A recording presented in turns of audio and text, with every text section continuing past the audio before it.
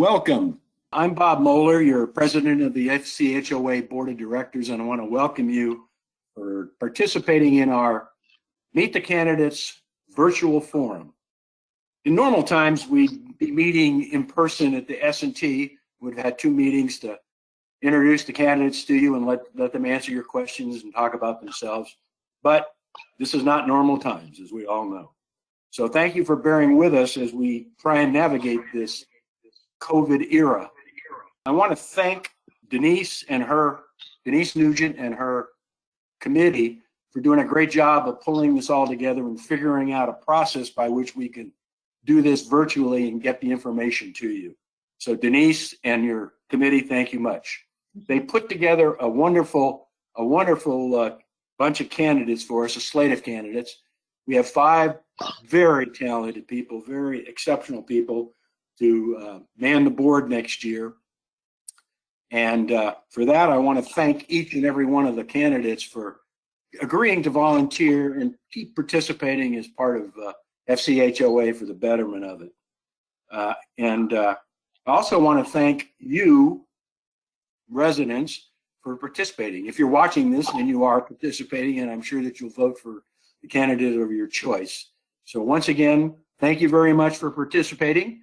And with that, I'm going to turn it over to your moderator, Denise Nugent. Denise? Thank you, Bob. I appreciate that. Welcome and thank you, residents, for viewing the 2021 Meet the Candidate webcast. As Bob indicated, my name is Denise Nugent. I'm the chair of the HOA Nominating Committee and the moderator of the Meet the Candidate webcast. With us today, we have 3 other members of the Nominating Committee who may have their cameras off. Bob Bott, our database manager, who is acting as our official timer today, Earl Kleiser, who is our candidate liaison, and Terry Weiss, who is our communications manager. Sally Walls and Amanda Buckley from Community Services also are present with their cameras off and are recording this webcast for us. As Bob indicated, we're pleased to have 5 very well-qualified candidates running for 4 seats on the 2021 Board of Directors. I would like to introduce them. Rick Beers, Bob Boggio, Daphne Kinkle, Roy Madsen, and Ray Van Cott. In early December, we recorded the candidates' introductory statements on FCHOA.org, so we're ready to move into the next phase of the Meet the Candidate webcast, which is our question and answer session. Before we start, I would like to take a few minutes to explain the format of our meeting. For a 3-week duration in December, the Nominating Committee solicited questions from residents for the question and answer session. We received over 30 questions from residents. The Nominating Committee consolidated and grouped the questions by like topics. Just as in past Meet the Candidate forums, the candidates have not seen the questions ahead of time. To ensure questions to candidates are selected in a random manner, I will pick questions from a fishbowl containing all the residents' questions. To move the meeting along smoothly, I will call on the candidates in alphabetical order to respond to questions. For example, Rick Beers will be asked the first question, and then everyone else in alphabetical order will have a chance to respond. The second question will go to Bob Boggio, and then Daphne Kinkle, Roy Madsen, Ray Van Cott, and Rick Beers in that order will have a chance to respond. Each candidate will have 2 minutes to respond to a question. Our question and answer session will last for about an hour, and then we will move to the candidates' closing statements. Okay, the first question is going to go to Rick Beers, and the topic is budget finance. The past 3 years, we have had a special assessment in addition to the regular assessment. One was to purchase the parcel near the CSB, and the last 2 were to fund drainage pipe relining and placement. Are special assessments the new normal? Rick? I don't think so. I think that in the first place, with regards to the special assessment itself, it was definitely and certainly brought on by the discovery that our infrastructure, our pipe infrastructure, needed major rehaul. You all know the details on pipes. We have the pipe expert on this call, Ray, and it was an absolute necessity. So what we did was we took a look at the funding that we had in place through the capital reserve to fund part of that repair, and there was a shortfall. So we had the choice of either borrowing, which we're certainly not going to do that. We had the choice of increasing assessments on an ongoing basis, and we didn't want to do that. What we wanted to do was have a funding mechanism that was targeted and trackable, and that's why the special assessments occurred last year and this year. If, and this is a major if, things go to plan, if our forecasts are correct, that may very well be it for special assessments. There may still be surprises down the road. These pipes are underground. But right now, it looks as if these two special assessments should be sufficient to cover us through the majority of the work to come over the next 6 years. Thank you, Rick. Bob Boggio. Rick did a good job of summarizing where we were with the pipes. I don't have anything specific to add to it. Okay, thank you. Daphne? I think the question also asked whether this was going to be the new norm, and I think Rick identified the reason for the last two, and how difficult it is to make these decisions. In terms of the general view of special assessments, it's my impression that the HOA does not endorse this as a method of funding things from time to time. These are not decisions that are taken lightly. The Finance Committee was a part of this year's decision, and wow, it was not done lightly. So I do not believe this is the new norm. Roy Messon? I'll just add a couple of points. First of all, you talked about parcels A, B, and C in the question. One of the ways to look at that is that represented an opportunity for the colony, not necessarily something that needed to be fixed. And if there isn't an opportunity for the colony that the whole colony can take advantage of, yes, indeed, we need to figure out a way to make that happen. And the way that happened was probably the right way of doing it. When it comes to the pipes, doing a great job.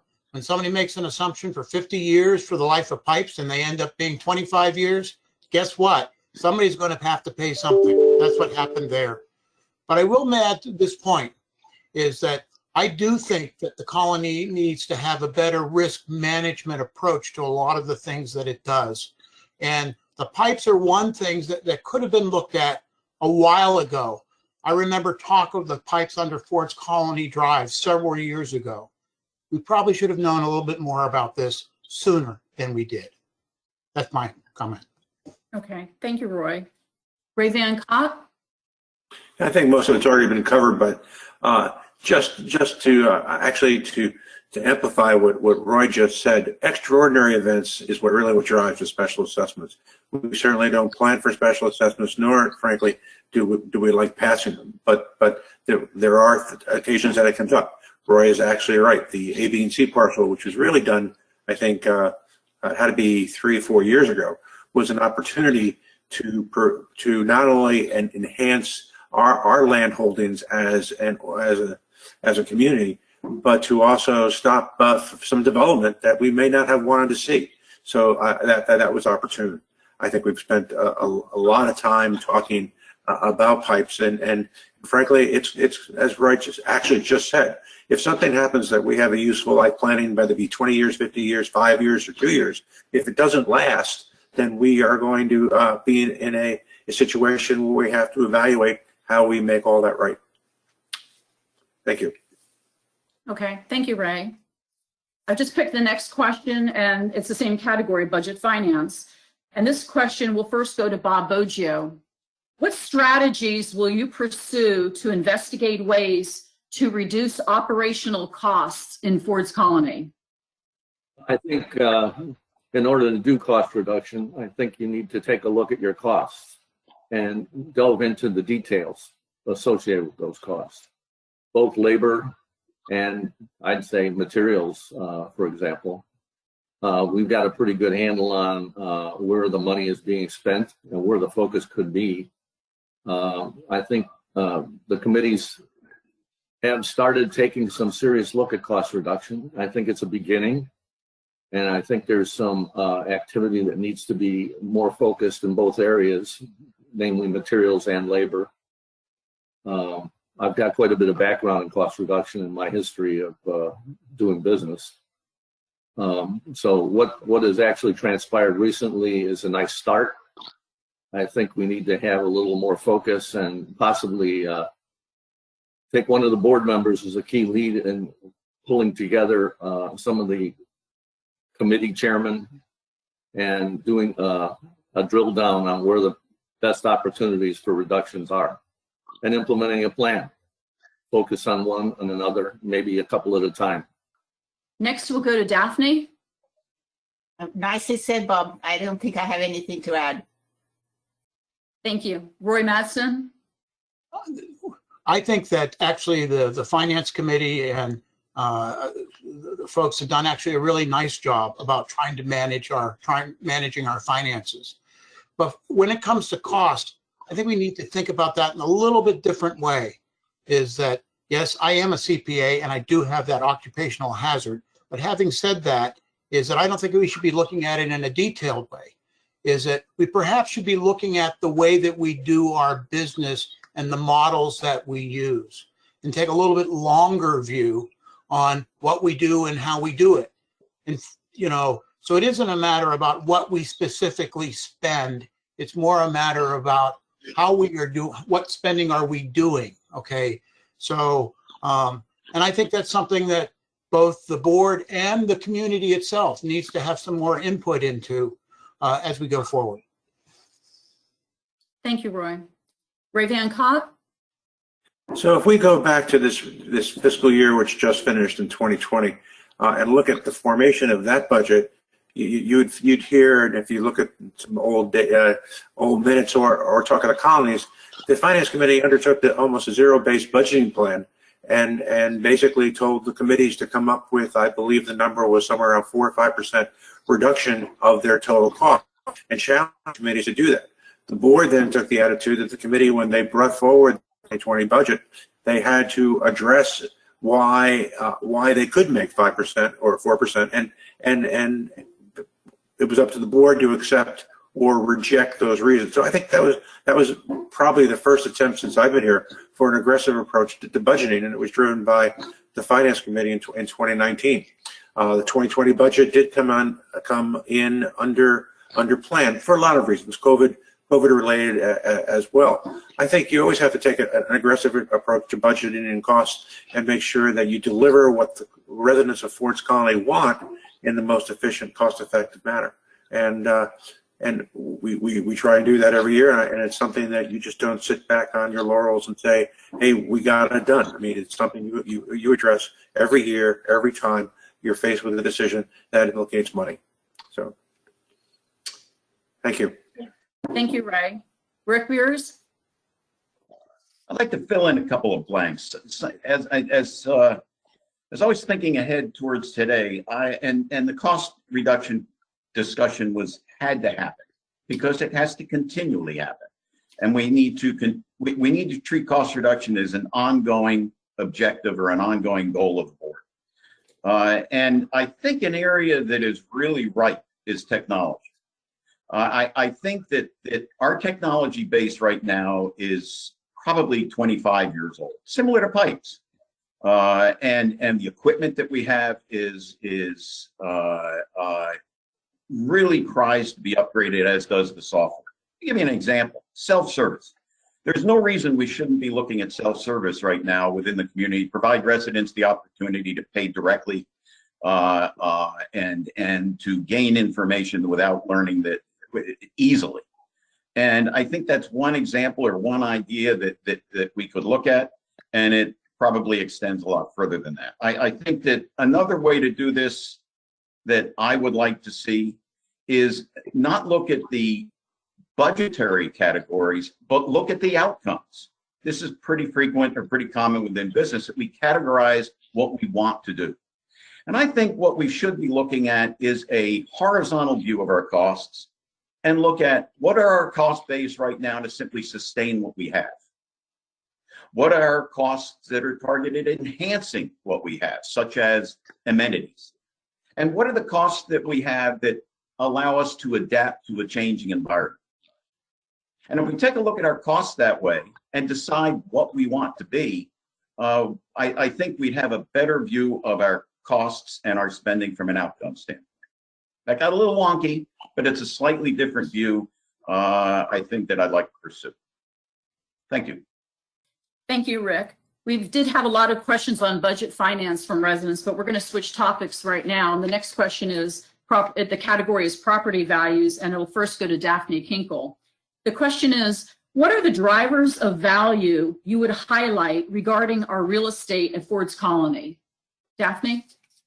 Thanks. I think it comes down to perceived value. This is the old location thing. There's very little we can do about specific properties, but there's a lot that we can do about the community and how people regard it, how they perceive it, and whether they're prepared to pay a premium to live here. And I think the things that, for me, that we need to focus on are the physical assets, you know, the campus, recreational facilities. It's the first thing that people see. It's a driver of value. And so maintenance and upgrade where necessary and justified by, you know, a market change is definitely worthwhile. I think the other thing is, for the people who live here right now, community is very important. And I think it will remain important, but again, we may need to change some of the ways that we do things. Those are two drivers. There are a whole lot, but it's a very well sort of targeted question. Thank you, Daphne. Roy? I think Daphne did a nice job with that question. I'll just add a couple of points to what she said, is that if you take a look at the resident survey, is that you'll see that some of the things that you mentioned are really high on our residents' radar list. You know, the community, its beauty, its the activities, etc. Those are all very, very important for the people who live here. And as well, those are types of things that are mentioned in new resident surveys, okay? Is that those are the things that people are in fact looking for. And the more that we can increase the demand for Ford's Colony, is that the more the value will be sustained and increased. Thank you. Thank you, Roy. Ray?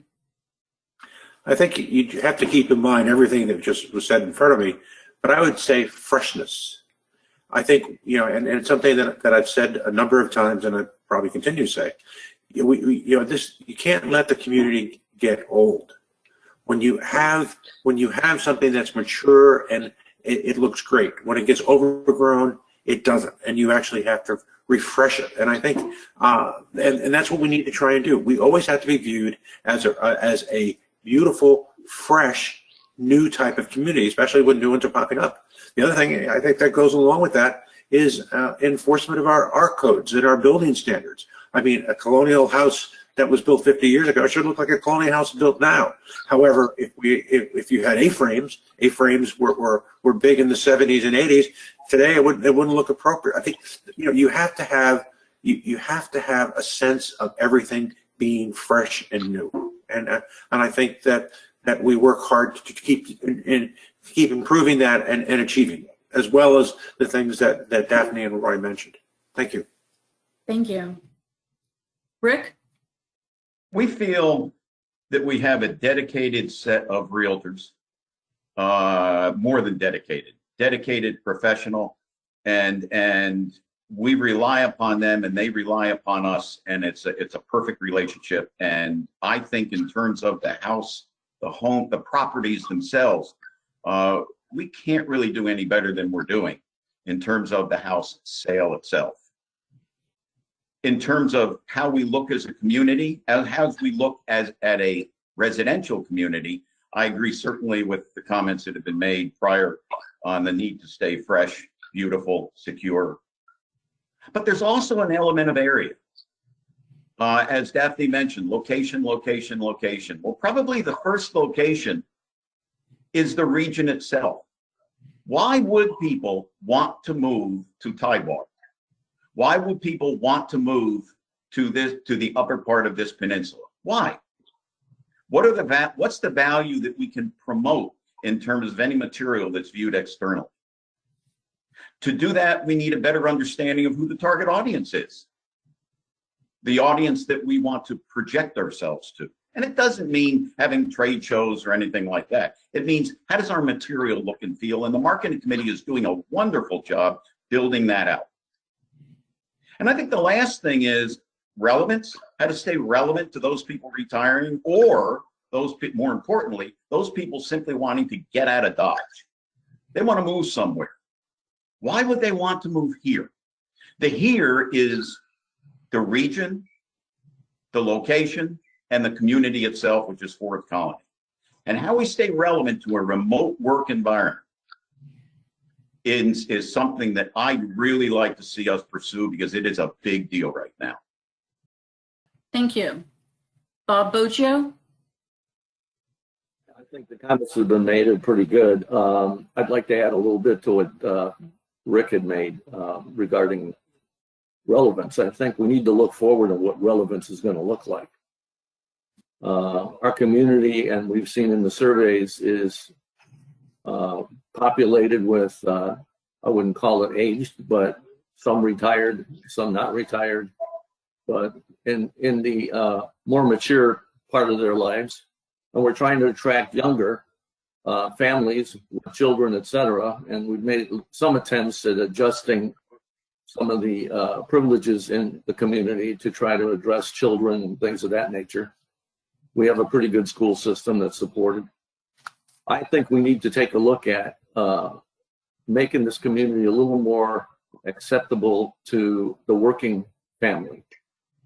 And that would include the IT infrastructure. I think there's some not only improvements that need to be made on an aging infrastructure, but we need to take a look at making it a little more modern and looking forward to the kind of people that will be here in 5 years or longer, and making it more comfortable for the younger folks to make this community acceptable for them and more competitive with opportunities they have elsewhere in this area. So that's about all I have to say. Thank you. The next question is on marketing. The topic is marketing, and it's going to first go to Roy Mattson. What would you propose to better market our FCHOA? Well, first of all, we've made a pretty good start with that by creating the marketing committee, doing the surveys, having more interaction with our realtors, et cetera. But something else that we probably need to do falls on a little bit with what Bob was saying, is that, you know, right now there's a lot of opportunity, and actually new opportunity occurring. And I'll use COVID as an example. Is that prior to COVID, is that most people thought about working in an office. After COVID, more and more and more people are thinking about working at home. That represents an opportunity for Ford's Colony. That allows us to actually be in the play, if you will, where we would not have been before COVID. So those are the things that when we market the community, we've got to think about and figure out, for going back to who would move here, how they would use the facilities in this environment to facilitate their work, et cetera, to make it more in demand for them to come here. Thank you. Thank you, Roy. Ray? Roy actually said, I think the main thing the board recognized several years ago, before just about the time I was joining the board, of the need for a marketing committee and a more aggressive approach to our interactions with the various realtors in Ford's, that deal in Ford's Colony. And I think the marketing department has those guys have made an impact, and I think that will only increase. Looking forward is always the ideal, and probably one of the hardest things to do. You know, I do recall when I was working and living here, when we first got here, I was complaining bitterly about the technology availability, and why indeed didn't we have better than just Cox, who was the internet provider. And I thought that when we saw Marriott get fiber optic, and we saw it going in up, you know, being laid in Ford's Colony Drive, he said, we're going to be able to key off of that. And then Verizon basically came back and said, no, you're really not. We have a contract with Marriott we're going to honor, and we're not going to put the infrastructure in as we're waiting for 5G. And so when 5G comes in, 5G is wireless technology that gives you the speeds of perhaps of copper and fiber optic, and that's the next best thing. And I think that we should continue to aggressively pursue those types of opportunities with Verizon, and other providers to perhaps be on more of the leading edge, because technology is something that's very important to the working adult. At least it was to me, and I think it is to everyone who's here who wants to work from home. Being connected means you have to have knowledge, you have to have the infrastructure to do that. So I think we'll continue to look forward, and the marketing group is doing that. Thank you. Thank you, Ray. Rick Beers? There are about 4 million people a year that are retiring. Those statistics are basically driven by the baby boom generation, the size of the generation, and when they're hitting age 65. We've looked at that number for years, and it's been stable. We know that in 6 years, that number falls off a cliff when we hit the baby bust generation, which started in 64. So we have a period of time where there's a stable number of people that are entering what we need to view or could view as a target audience to recruit people to come here. The nice thing, or the opportunity, has been brought up a couple of times before me, and that is the impact of COVID. We knew also, when I'm saying we, I mean I was part of a group that studied this a couple of years ago as part of the strategic plan development. We know that what we were calling at the time work from home was a growing opportunity for us to attract people. Now with COVID, it's accelerated it, and now the term is remote work. So that 4 million becomes greater, but that isn't going to last forever. We have a point in time right now that we really need to take advantage of to drive demand for the community. Driving demand drives value, as does all of the other internal work that we need to do. So the opportunity we have is to provide to people, why would they move into North Carolina? We know a lot is different that we can take advantage of. We know that we sit within 3 hour diameter, 3 hour radius of a huge technology base, military base of opportunities. Contractors will come here in droves. The location we have is, we're at a nexus. That's perfect. We're an oasis. That's perfect. There's a number of things we can do. And by the way, when people leave the gates, there is something else to see. Lot to market. Look forward to it. Thank you. Thank you, Rick. Bob Boggio? I think enough's been said about this. I'd like to emphasize looking forward rather than staying stagnant in place. We've done a pretty good job of the environment, and we put that very high on our priority, and I think we just need to move the technology aspects a little bit higher in priority and spend some time focusing on that to make us more attractive. Thank you. Daphne? I think some great points have been made. For me, marketing really is about looking forward. It's about figuring out who your market might be and then what you need to do to approach it. Technology is clearly, let's be honest, whether you're a retiree, whether you're working at home, whether you're a young family with kids, you need the technology. I think that one's, pretty much something that we should focus on.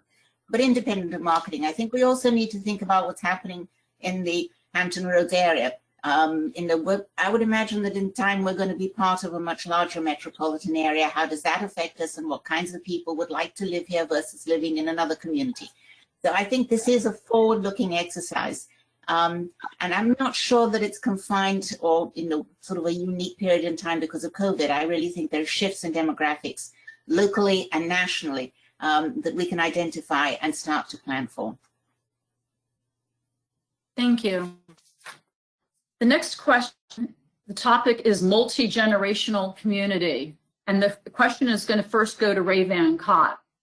How important do you think it is for Ford's Colony to be a true multi-generational community? We actually started talking about that when we talked about marketing. I mean, we're in the ending phase of the baby boomers coming down here. This place was marketed for retirement and was marketed for second homes for people out of the Washington D.C. area initially, and then it became a place for retirement. And why not? When you look at all the amenities that we have here, now you're looking forward. You have to consider what's next, and what's next is to continue to enhance our multi-generational facilities. And I think the board considers that when it makes its year, when it looks at where it's going to spend the money financially, what are we going to spend it on, right? And this year, the board elected, in one of its options to a water slide, because frankly, kids like water slides. I myself perhaps didn't vote for that because of a whole bunch of other reasons, but the fact is we need to consider everyone who lives here, and that's all the demographics. And to be fair, we have to look at each of the demographics in an equal manner. We've got right now about what I forget the number, somewhere around 20% of people who are not yet retired, and a certain small percentage of that with children. We have to have as park system, and you've seen the boards address that with playgrounds and the like.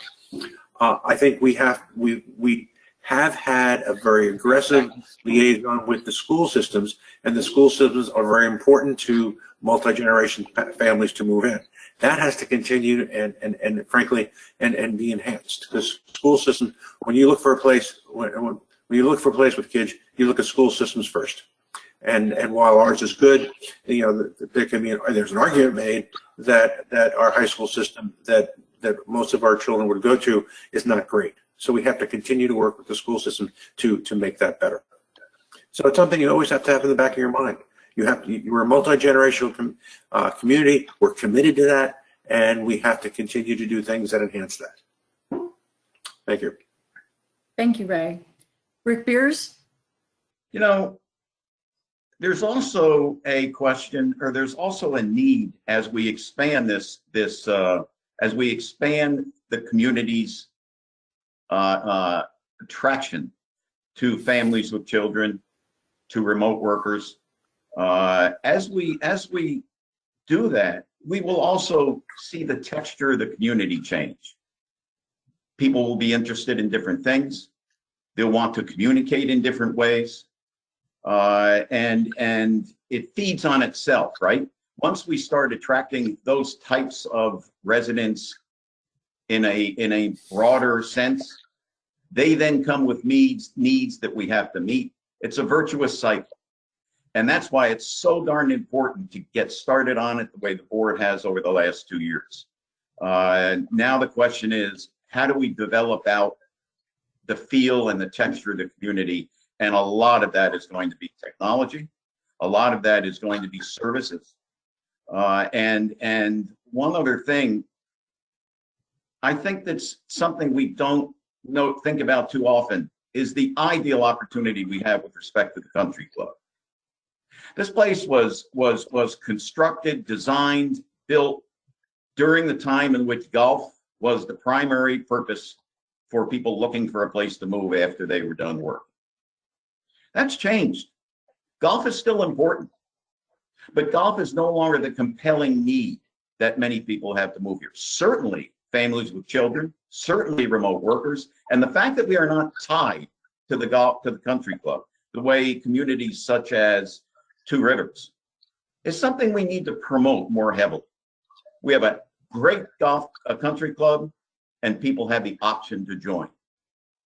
And I think that's a terrific marketable capability for us to get at these younger generations. Thank you.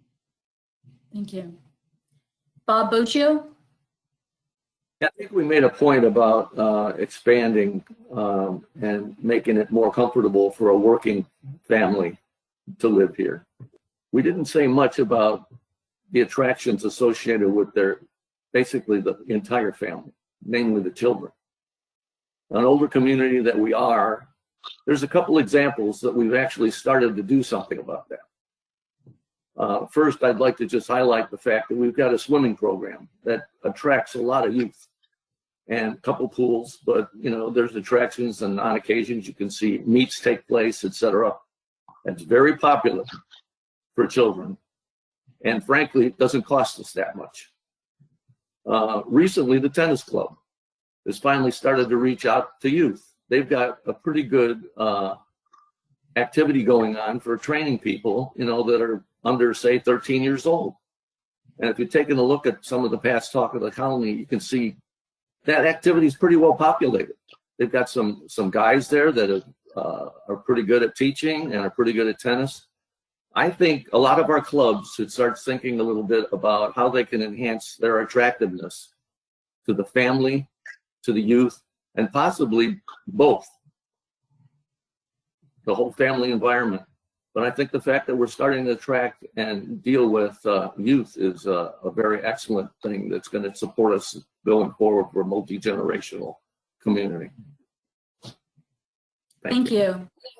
Daphne? I think, again, some great points here. It seems to me that being multi-generational is critical. It does a couple of things. To be crass about it, it helps us sell houses.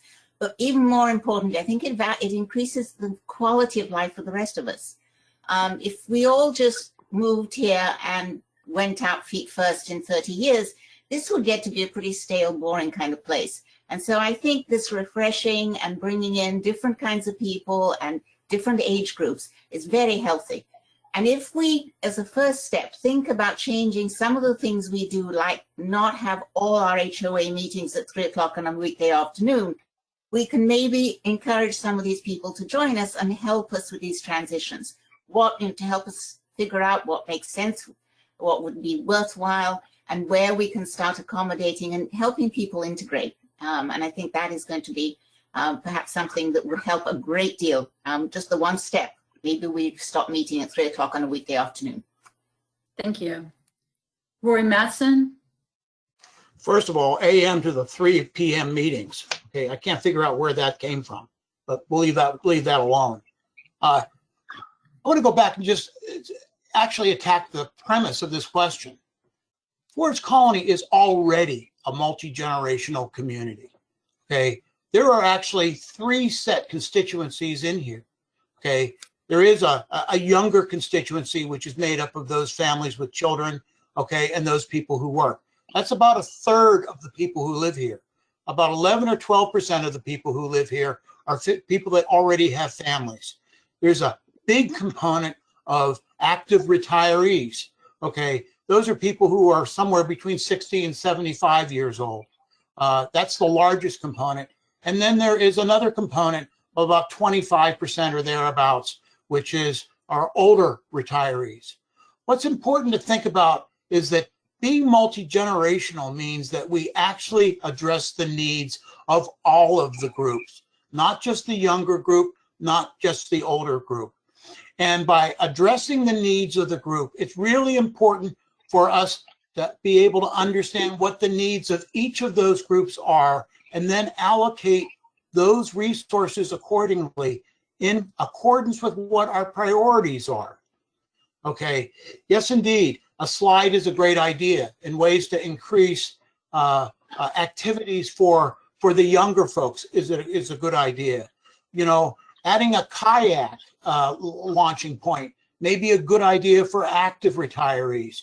Okay, having more bridge clubs, I'm sorry, okay, may be a good idea for older retirees, but we need to address all of the generations whenever we talk about being a multi-generational community. Thank you. Thank you, Roy. The next question is a new topic, and it's architectural standards. The question is at the end. We have architectural standards and covenants that all residents, new and old, are supposed to abide by. As time has gone on, that is less the case. New homes go up and violations of the standards and covenants occur, some of which are too major to require correction. It appears that in those cases, variances are automatically granted. Minor covenant violations, i.e. house numbers, continue to occur, and again, no corrections to bring the violations in line seem to happen. Here's the question. How will you ensure our standards are enforced and future violations and associated variances are stopped? And this question will first go to Rick Beers. Being the first one on this topic is interesting. Look, I'd approach it three ways, I think. And the first is the architectural guidelines themselves. Those guidelines were written primarily with a focus of new housing, new homes. How are new homes designed? What do they look like? How do they fit into the specific sub neighborhood or sub community that they're in? The target was was building. I think we need to take a look at those and take it from the approach of a mature community, how we keep fresh. How do we stay fresh? And then we have to start worrying about things that have come up, Denise, in your question. I think the second way, or the second target, are the covenants themselves. And right now, I think they have not been reviewed since 2012 or 2013. I think a goal, I'm really interested in seeing us review those covenants this year to see how relevant they are to a community that is building out. And finally, the question of enforcement. And this is the one that gets the most difficult. What is reasonable? What do we push? There's no right answer here. There really isn't. We need to balance the needs of the community, the HOA, against the needs of individual residents. And it's very difficult for some covenants to be taken literally. It really is. Take parking on the street, for example. How do we take that one literally? So I think if we take it from three direct, so I guess the point is covenants, once one has to worry about enforcement, the first two didn't do their job, which is review architectural standards and review covenants, and then deal with the outliers through enforcement. Thank you. Bob Boccio? Interesting question. I think the architectural reviews that we have are fine for the new builds. I've seen some occasions, even in my own neighborhood, where the issue isn't the new build, it's someone taking over an existing house that may have been here for, say, 20 years, and deciding all of a sudden they want a pool. I don't think we review that all that well. Whether or not they went for permission, I don't know. All I do know is the neighbors of that particular residence complained profusely to the HOA and got nowhere. And there were certain violations that were made while that pool was being built. Nothing was done about it. So I think it's important not just to set up the rules, which I think have to be refreshed for how things have changed, but I think we need to do a lot better job of policing. And if it means just having an expansion of the review board going out on occasions and various sections at a time to see exactly what's happening, that may be one suggestion, but I think it could be addressed and done a better job of policing, what's going on, and not just taking for granted the rules are there and follow them and we trust you. And we shouldn't have to rely on neighbors to report the problem. It ought to be something that we actually address. Thank you. Thank you. Daphne? I think from what I'm hearing, and I don't have a lot of personal experience with this, I just know that there is a lot of discussion in the community about enforcing covenants generally, is that our mindset, our systems were set up for monitoring new construction. You frame the house, you get somebody out to look at it. Is it correct? Did you have the right footprint? All those things. We don't really have a system that is geared to what's happening now. As you mentioned, Bob, is people buying the house and adding to it, changing, doing whatever. So I don't know how we, and potentially they're actually two separate issues, and how we look at that and how we monitor it. I would be concerned with setting up a police force to go and inspect too much. There's some resistance to the idea of inspections now, and I don't think we want to push that to the point where people resent this, because then I think it becomes counterproductive.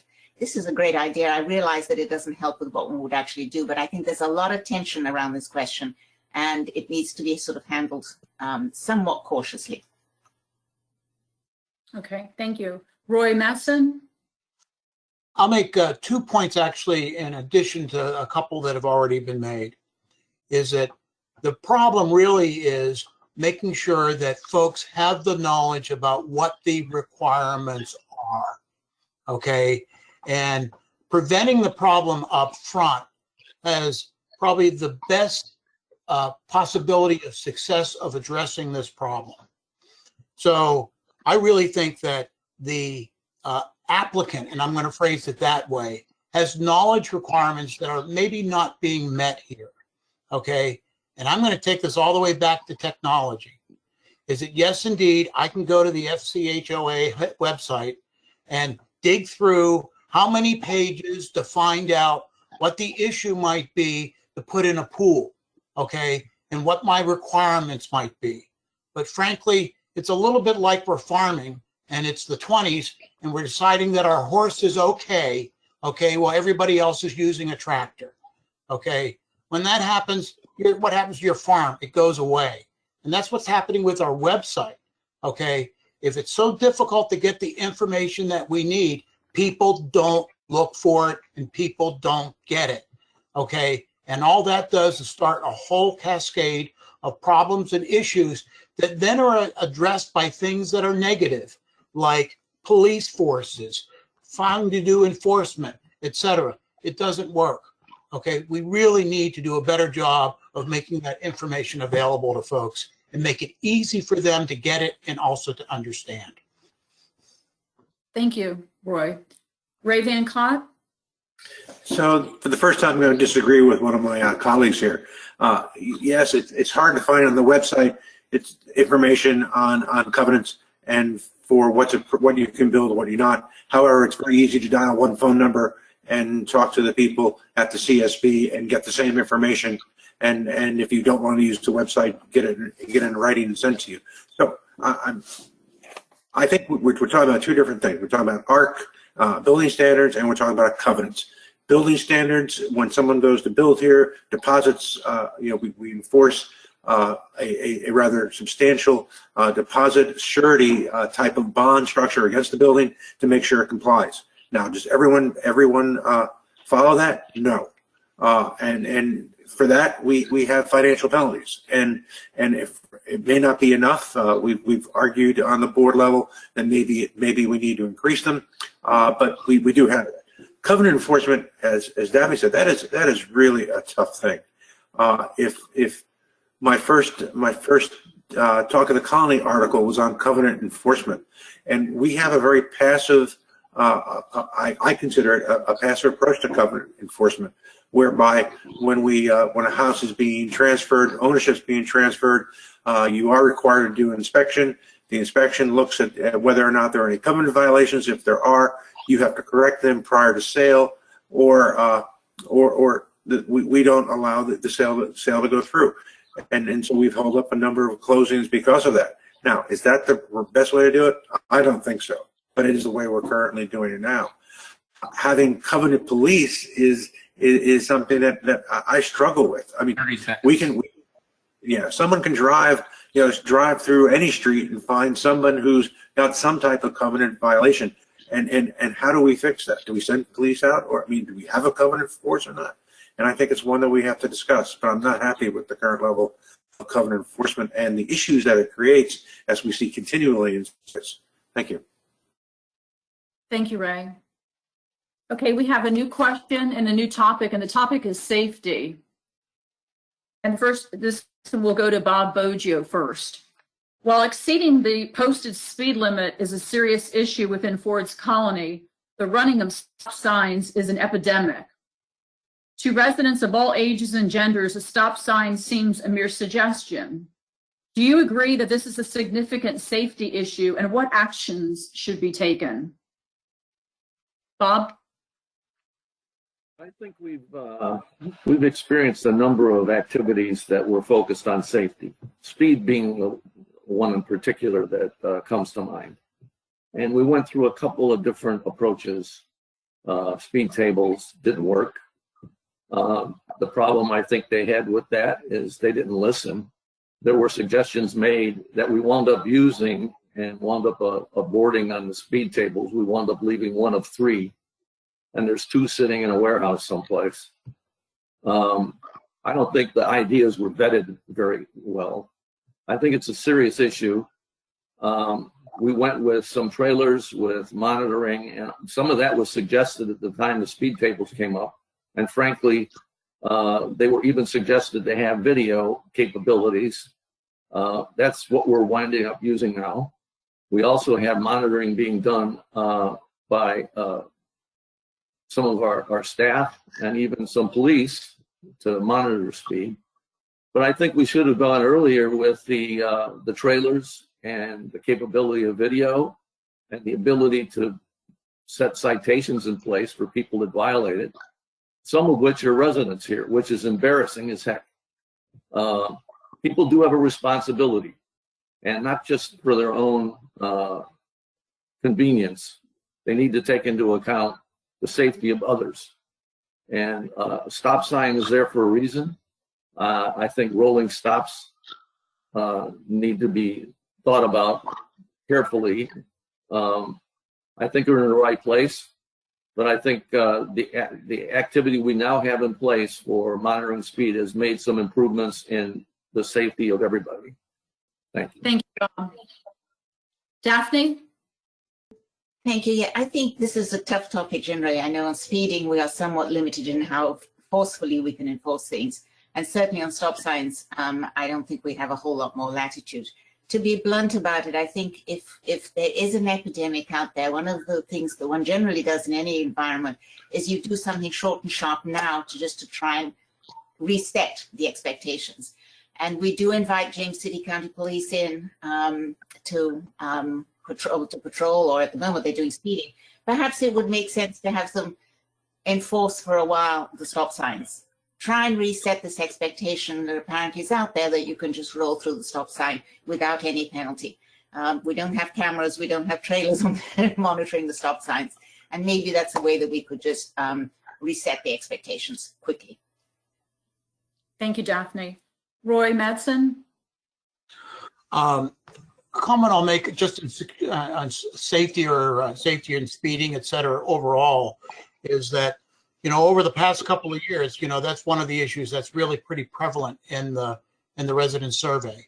A year ago, okay, yes, indeed, there were questions like the one that we just had or concerns raised, as well as lots of people who thought that we were going too slow.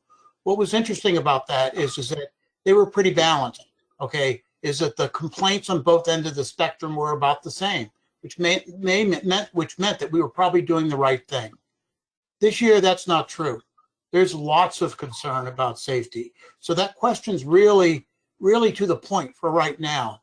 And we see it in everything. It isn't just the stop signs, okay? It is the speeding. There is more speeding, okay? And on top of that is that we have people walking everywhere around the streets, okay? And so all of the behavior has been somewhat changed because of the environment that we are in. How do we address it? One has to be, we just have to communicate. We have to rely upon folks' own sense of responsibility for them not to do it. And then secondly, is that yes, there probably should be some selective enforcement. And I'll go back to what Bob was saying. Sure, let's put a trailer next to a couple of those stop signs, okay? And let's send out a couple of letters, because it'll slow down a bit.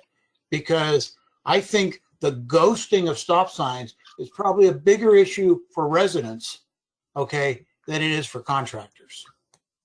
Thank you, Roy. Ray Van Cott?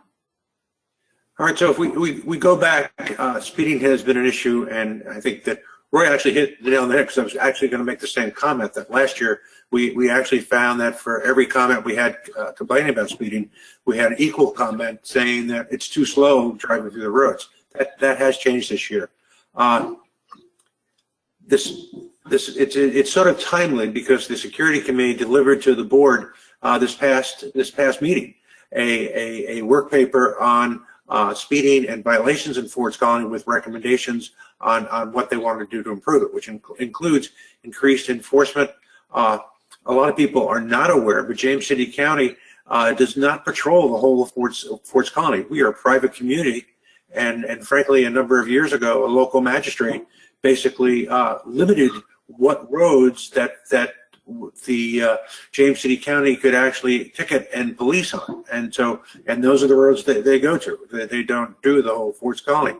Our stop signs at one point in time were considered non-conforming. That has changed. Our speed limit signs were non-conforming. That has changed. I believe you're going to continue to see a greater use of cameras. 5 years ago, cameras were less than 80% efficient in capturing the data you needed to do to cite someone for speeding here in Ford's Colony. That actually has improved, and you're going to see more cameras being put in place. In the renewed management agent committee, or the contract, the managing agent actually had to increase the number of people who were trained and licensed, if you will, certified to use radar equipment, and that has increased. So you're going to see an increased emphasis on this, but it's always going to be ongoing. It really is up to individuals, and we have to continue to communicate that, as you see in the talk of the colony, and continue to try and increase our enforcement. Thank you. Thank you, Ray. Rick Beers? I'm going to limit, I think I'm going to limit my response to the question to the specific question raised, which was stop signs. Certainly all of the comments that have been made ahead of me have dealt very, very well to speeds themselves. But on the particular question of stop signs, I guess I have two ways to answer it. The first is mea culpa. I'll do that right now. I do rolling stops to me at certain intersections are things I do habitually, and I need to change. I need to change that, and we need to communicate it out. I know this doesn't get to everybody, but somehow the behavior of stop signs need to change. We need to somehow find a way to communicate it out. I'll be the first one to say that, and again, because I'm a perfect example. I know that there are reasons why stop signs are in residential. I know there are reasons, but I don't like them. To me, if we are going to want to enforce stop, those signs should be red. I don't care. I know there are architectural reasons for them to be blue. So I deal with education. I deal with the signage itself. I'm really, on the last issue, which is James City County, I just don't want those police cars in our neighborhoods. I just, to me, it's an admission that we can't manage it ourselves. And I just hate admitting that. I hate seeing it. And I think there are steps we can continue to take in before we resort to bringing in more county enforcement. But we need to paint those signs red. Thank you, Rick. The next question is going to be going to Daphne Kinkle first, and the category is budget finance. What changes to the FCHOA budgeting process would you recommend to make the process easier for the residents to understand? Wow. We changed a lot about the budget process this year. I think it made it easier for most people to understand. Having said that, there is still outreach work I think we need to do to explain where the numbers come from, what they mean, how we track them. It's the usual communications.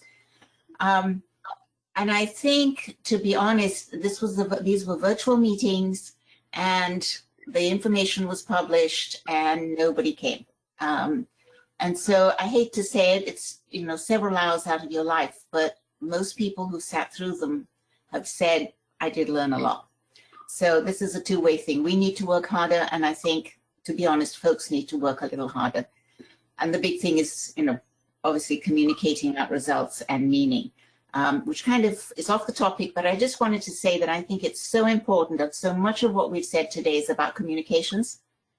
A lot of these questions seem to come from a lack of communication, and a lot of our answers on how to deal with them come with communications. And so it's critical, and this is just another example of where we need to do better on both sides communicating. Thank you. Roy? This is an issue that I find fascinating because it's one that I've dealt with my entire career. I'm just going to say it that way. Is that basically our finances and our budget is a very complex document. And the effort that the Finance Committee and Ray and the things that you've done a good job of trying to make it understandable. But, you know, we're still going to have to work at it. We're still going to have to communicate, okay? We're still going to have to try to reduce it into ready concepts that people understand. We're dealing with a budget that has multiple funds and all that craziness, okay? And that's something that most people don't deal with. And what they would like to see it in a way that it's A minus B equals C. And we've got to figure out a way to marry those two things to make it work a little bit better. But having said that, I will tell you, I think we've been doing a pretty good job. Thank you. Ray? This is a tough one for me to actually comment on, right? Because it was my responsibility this year to do that communication, and frankly, you know, in pure honesty, I think that I did the best job I could have given the complexity of the subject. I spent a great deal of time trying to reduce the complexity to blocks of information that could be understood. Now, could I have done better? Certainly. I mean, these are complex things, and frankly, it's my job, and it's the job of the Finance Committee and the people who talk about budget it's their job to figure out a way to communicate how all this works in a fashion that people can understand. I gave it my best shot there, and frankly, you know, I knew that it would fall short in some areas, and I apologize for that. And frankly, I look to whatever suggestions, if I'm asked to do something again, whatever suggestions I could pick up to do that better. But it is complex, and in this particular case, you know, I tried the best I can. Now, I will tell you that I had somewhere under, I think, 400 people who listened or actually viewed the online presentation. It didn't quite go viral because I understand I need like over 1 million people to do that. But I did have over 400, and that probably, if I subtract the 3 or 4 times that I listened to it to see if I could have done better, you know, maybe move that down. But it's a tough thing. It's one you've got to constantly work at, and that's what we try and do. Thank you. Thank you, Ray. Rick? I am the only non-financial person running for the board. These 4 folks that have preceded me, or at least 3, and then Bob's following, there's no way that I could even pretend to add content to this discussion, other than to tell Ray and Daphne, don't apologize for anything. I think this is you're on a road right now. You've gotten maybe halfway there. There's progress that's been made, progress that would continue. It's just a tough topic. I would, however, because I can't stay quiet on anything. You know, I got a couple of things I could look at. One is, I remember Social Security discussions 10, 15 years ago, where Al Gore, I don't remember the year, I remember it like it was yesterday, said, what we need is a lockbox. I don't know if any of you remember that, but what we need is a lockbox, and it's real simple. Money in, money out. I think we're a little more complicated than that. So maybe we're a little more complicated than Social Security, and I'd encourage the group. I think, seriously, the survey did point this out again, that this is an area that we need to get at. And during the survey reviews that are going to occur this month and next month, my suggestion was going to be that on the topic of financial understanding within the community, it's time for a focus group. It's time to get a cross-section of residents together, try to find those who haven't participated in the discussions, and find out what we can do to do better. I think it's time, and I'd like to see it happen. That's it. Okay. Bob Boccio? I agree with some of what Rick just said. I don't put myself in the finance bucket, although I have a lot of finance training. I think we need to be real here. This is a $6 million operation. It is not that complicated. we try to make it complicated. But I have to say, Daphne and Ray, you guys did a fabulous job this past year. I mean, I watched Daphne, I participated with her on the finance committee. We made a very serious attempt at trying to re-engineer the way we do the budget. And Ray, you did an outstanding job of trying to explain it. Very difficult to explain to people that don't have a clue about finances. Now, the third part I would say is the person asking this question needs some self-examination. We communicate, we yell in a pipe, and there's nobody at the other end. That person could show up at any one of the finance committee meetings. They could show up at our board of directors meetings. They're invited. They don't come, and they complain. I don't know if they're looking for spoon feeding or what, but this is not a very complicated financial situation here. I appreciate the question, but I think that person asking the question needs to think about how they would like to get the information and not so much criticize those that are giving out the information in a very professional way. That's all I have to say. Okay, thank you, Bob. The next question will first go to Roy Madsen, and the category is Board of Directors. What will you focus on during your term? How will you measure your progress? Roy? I think we've talked about a lot of things that that probably does need some focus. There's really, I'm going to look a little bit more from a process perspective to start with. Okay, first of all, is that I think that we need to have more broad input to many of the issues that the colony faces. A good start of the information that we have received from the resident survey. Other tools that are connected with that are things that we can use to address some of the issues that have kind of been raised. Using one example is that there's a lot of discussion about various activities that should be put forward at Forts Colony, be it a bubble over a swimming pool, okay, or a fitness facility. There's major questions that are connected with that, such as how do we pay for it is a big one, and who's going to use it, okay, and who, you know, et cetera. And to get answers to that, we really have to have a better understanding about what people think. The second part is something that I've raised here a little bit, and that says that I would like to see a little more risk management in our discussions. And risk management, in my mind, is understanding what the current state is and how it will be affected by the environment going forward. It comes back a little bit of the thing I said about the pipes.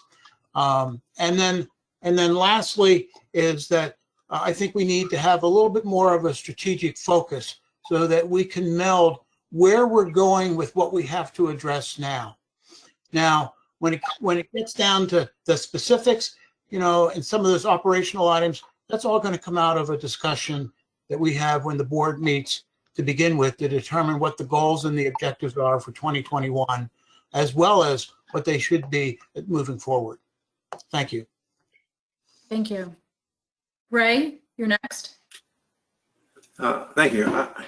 I'm going to start like I started last year, which is really the survey. The survey is our input from our residents. This is really the one place or the one thing that we get a lot more people who voice their opinion. People who our meetings tend to have, you know, very personal things in mind when they do that. The survey is broad on that. Last year I did this, and I'm actually in the process of doing this now.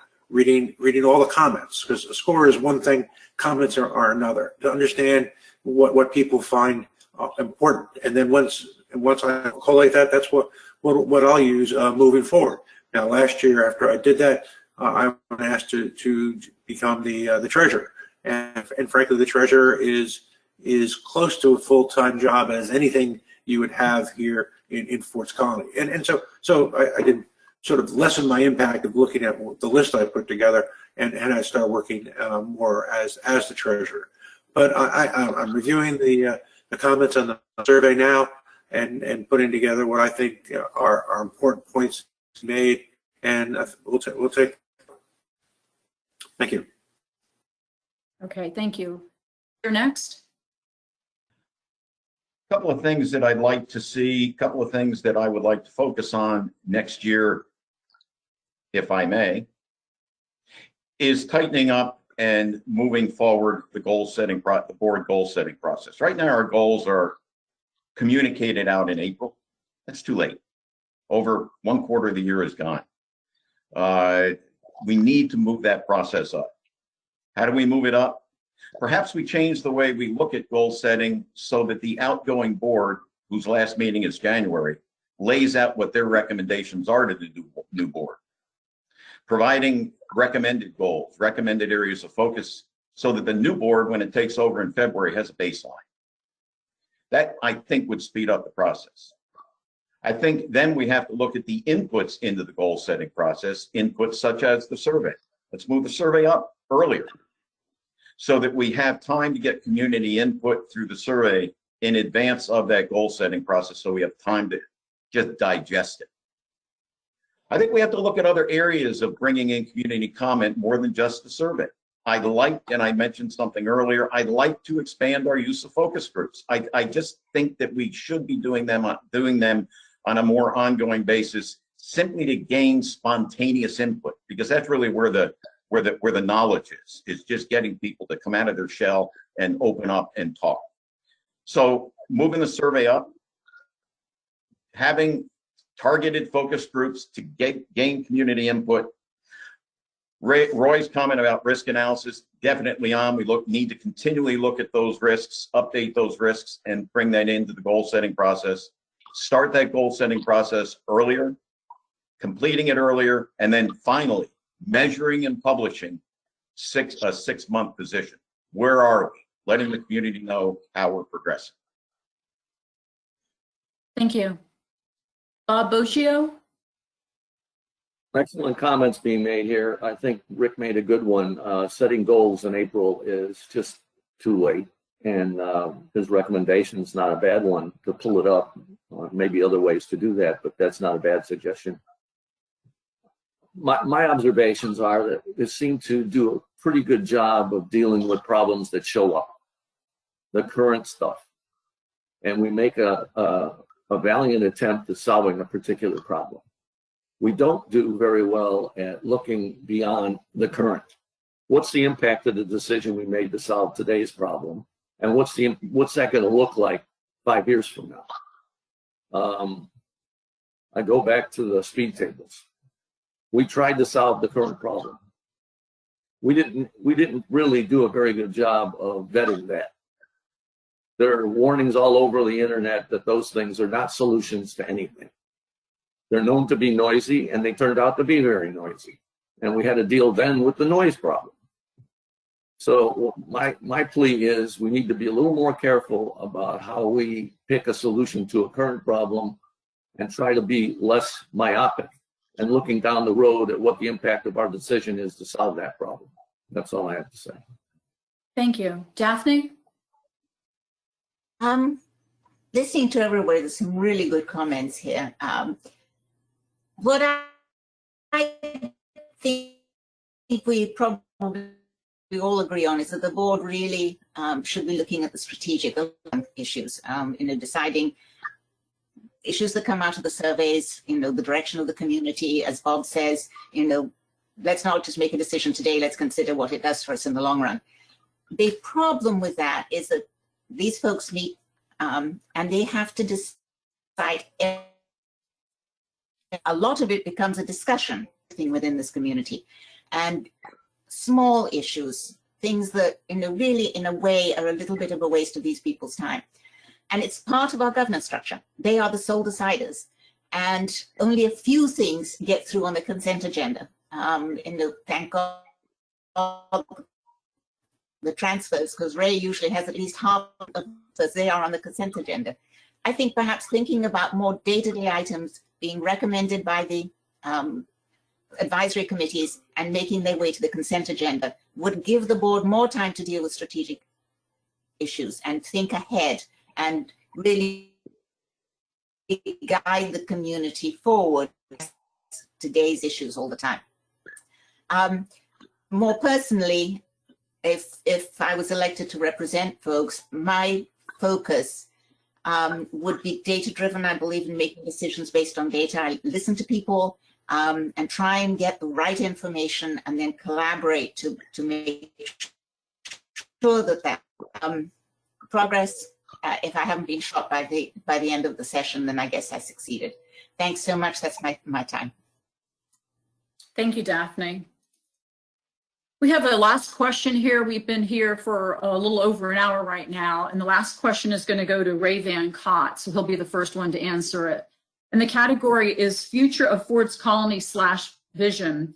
Will you describe your vision of Ford's Colony in the next 3 to 5 years? So Ray, why don't you go first? All right, so my vision of Ford's Colony is that Ford's Colony remains the vibrant community that it's actually been built into. It is so easy for a community to go stale, especially a community that it's a private community like we are, where everything from the roadway through the infrastructure to the activities, everything is paid for by the individual. There is no government. So it's a community that we decide what we want. And I mentioned this when a question like this came up earlier. Freshness has to have a continuation. So the Ford's Colony that people moved into 10 years ago remains as vibrant to them and as important to them and as fresh to them as you move to the next 10 years.